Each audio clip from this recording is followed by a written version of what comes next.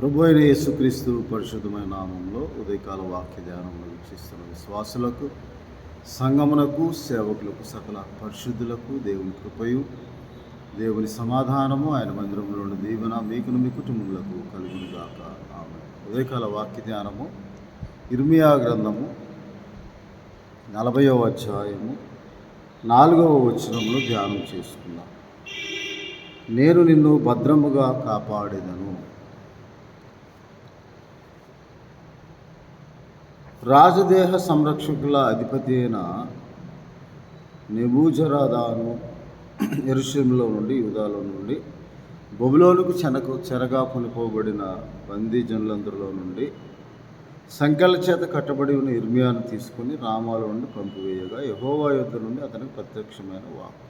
ఇర్మియాతో పెడు ఆ రాజదేహ సంరక్షకుడు, బబులోను రాజు యొక్క అధిపతి అయిన నెబూజరదాను ఇర్మియాతో అంటున్నాడు, నీవు దేవుడకు యెహోవా ప్రకటించను కదా, ఈ స్థలముకు నేను కీడు చేసేదనని.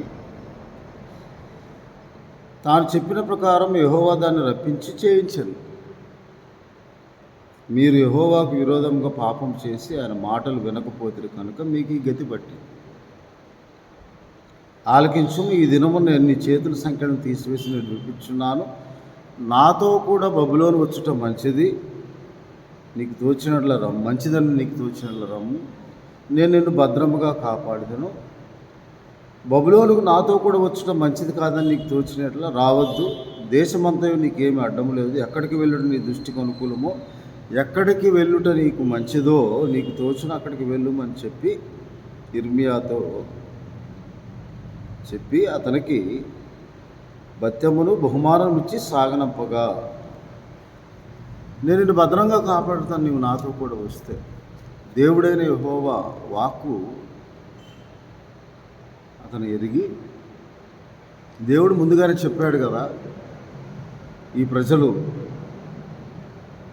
దేవుడైన యెహోవాకు విరోధంగా పాపం చేసినందున ఈ గతి బట్టి. తాను చెప్పిన మాట ప్రకారము యెహోవా దాన్ని రప్పించి చేయించాడు. బబులోను రాజు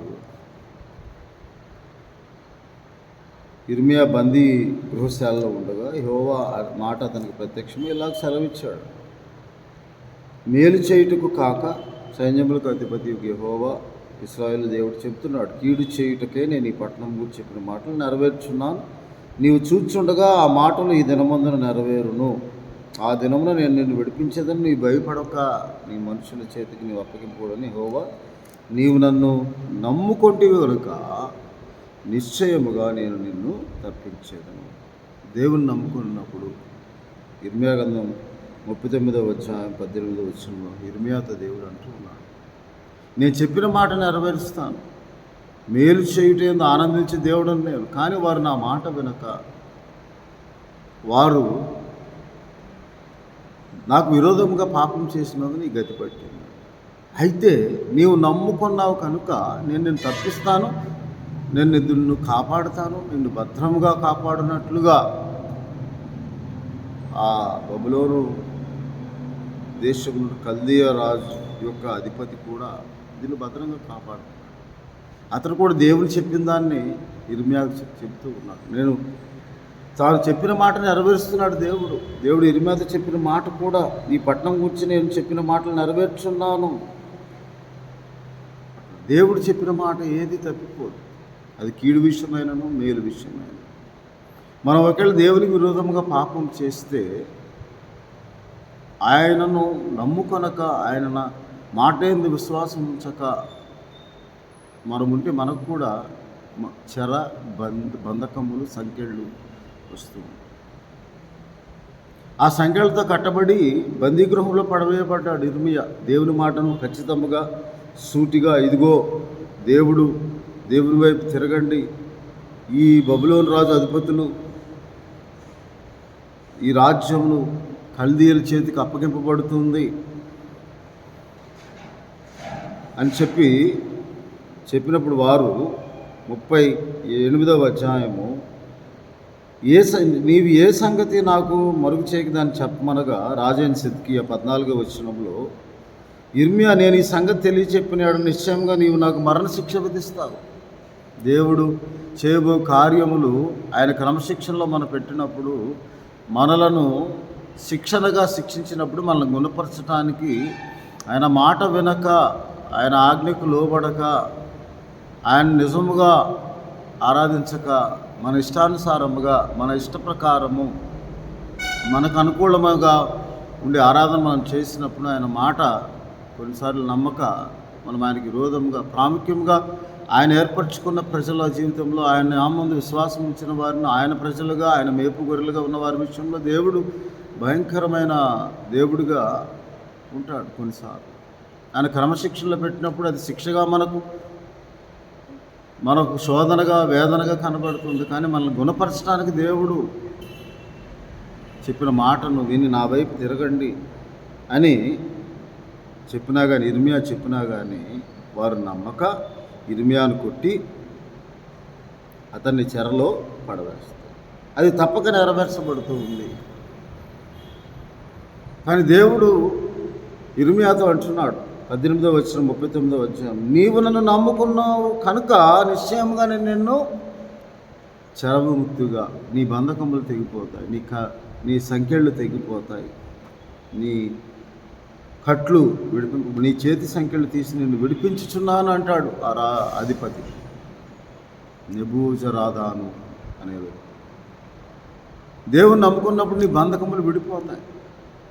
లోకమంతయు బంధకంలో ఉన్నా కానీ ఆ బంధకములలో దేవుడు నీకు సమీపంగా ఉంటాడు, నీకు దగ్గరగా ఉంటాడు, నీతో కూడా ఉంటాడు. గాఢాంధకారులలో సంచరించిన నువ్వు అపాయమునకు భయపడమని 23వ కీర్తనలో ఎందుకు అన్నాడంటే, గాఢాంధకారులు సంచరించినప్పుడు దేవుడు నీతో కూడా ఉంటాడు, కాబట్టి నువ్వు ఏ అపాయమునకు భయపడు. 91వ కీర్తనలో అంటాడు, నీవు మహోన్నతులైన దేవుని ఆశ్రయంగా చేసుకుంటేవు కనుక నీకు ఏ అపాయము రాదు, ఏ తెగులు నీ గుడారం. ఎందుకనగా ఆయన్ని ఆశ్రయము చేసుకున్నావు కాబట్టి ఆయన నిన్ను తన పర్ణశాల మాటను దాస్తాడు. ఆపత్కాలముందు నమ్ముకునదగిన సహాయకుడు ఆయన, నమ్ముకునదగిన దేవుడు, నమ్మదగిన దేవుడు అని 46వ కీర్తన 1వ వచనం 2వ వచనం రాయబడి. కాబట్టి ఇర్మియాతో దేవుడు అంటున్నాడు, దేవుడిని ఇశ్రాయేలు దేవుడిని సైన్యములకు అధిపతి యోగి యెహోవా, నీవును నీ ఇంటి వారిని బ్రతుకుతారు. అయితే నీవు దేవుడి వైపు తిరిగినప్పుడు ఆయన జాలిగల దేవుడు, నిన్ను క్షమించు దేవుడు, నిన్ను కాపాడు దేవుడు, నిన్ను మామూలుగా కాపాడు, భద్రంగా కునుకక కాపాడుతాడు, భద్రంగా కాపాడు. నిశ్చయంగా నేను నిన్ను తప్పిస్తాను. అతడు నన్ను నమ్ముకున్నాడు కాబట్టి ఇర్మియాతో అంటున్నాడు, నీవు నన్ను నమ్ముకుంటేవు కనుక ఈ దేశమంతయు చెరగావింపబడుతుంది, కానీ ఇప్పుడు నీవు సంఖ్యలతో ఉన్నావు, నీ సంఖ్యలన్నీ విడిపింపబడతాయి, నిన్ను తప్పిస్తాను, నిన్ను కాపాడు. మనం కూడా దేవుని నమ్ముకున్నప్పుడు దేవునికి విరోధముగా మనం చేయు ప్రతి పాపము వదిలి మనం ఆయన వైపు తిరగాలని దేవుని వాక్యంలో రాదు.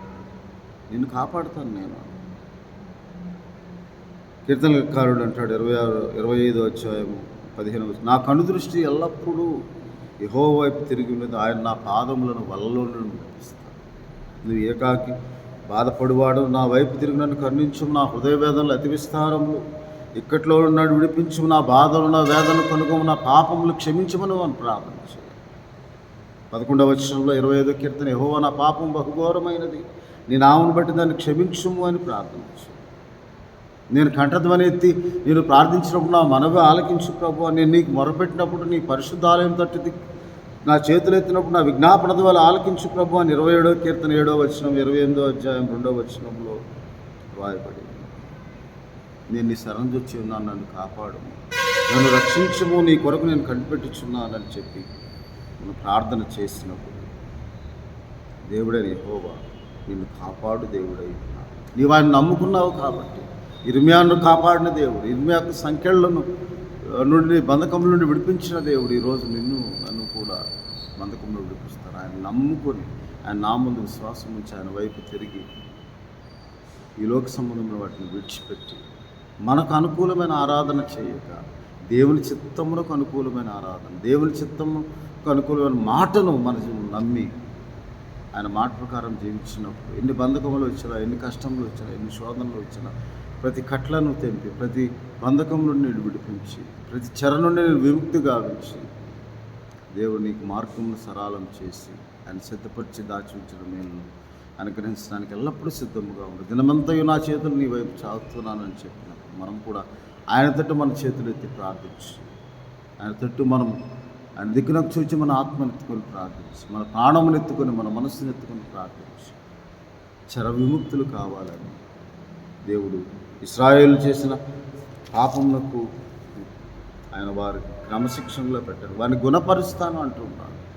మీకా గ్రంథంలో, హోషేయ గ్రంథంలో కూడా ఆయన కాబట్టి నేను వారిని గుణపరిచేదను, విశ్వాసఘాతులు కాకుండా అని హోషేయ గ్రంథం 14వ అధ్యాయం 4వ వచనంలో మనం వారు ఏమని ప్రార్థన చేశారు? ఇశ్రాయేలు నీ పాపం చేత నువ్వు కూలితి కనుక నీ దేవుడైన యెహోవా తట్టు తిరుగుము. 14వ అధ్యాయం 1వ వచనం. మాటలు సిద్ధపరచుకుని యెహోవా యొద్దకు తిరుగుడి, మీరు ఆయనతో చెప్పవలసిన మా పాపములన్నిటినీ పరిహరింపము. ఎడ్లకు బదులుగా నీకు మా పెదవులు అర్పించున్నావు, నీవు అంగీకరింపదగినవి మాకే ఉన్నవి.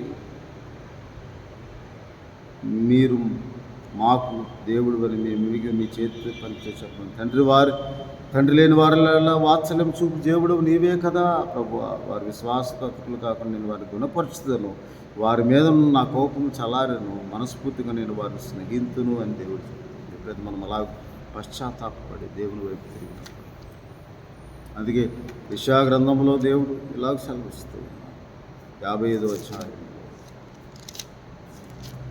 6వ వచనంలో 5, 6, 6వ వచనం, 7వ వచనం, యెహోవా మీకు దొరికి కాలం ఆయన వెతుకుడి, ఆయన సమీపంగా ఉండగా ఆయన వేడుకుంటుంది. భక్తిహీనులు తమ మార్గములు విడవలను, దుష్టులు తమ తలంపులను మానవలను. వారు యెహోవా వైపు తిరిగిన ఎడల ఆయన వారి యందు జాలిపడును, వారు మన దేవుని వైపు తిరిగిన ఎడల ఆయన బహుగా క్షమించు దేవుడు.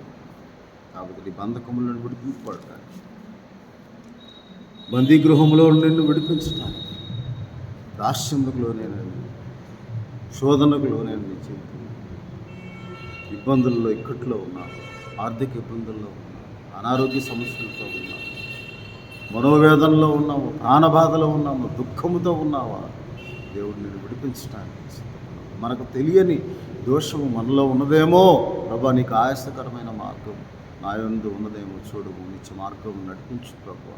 నా విమోచకుడా, నా నోటి మాటలు, నా హృదయ ధ్యానం నీకు అంగీకారంగా, నీ దృష్టికి అంగీకారంగా ఉందా, నా మాటలు అంగీకారంగా, నా ప్రార్థన నీకు అంగీకారంగా.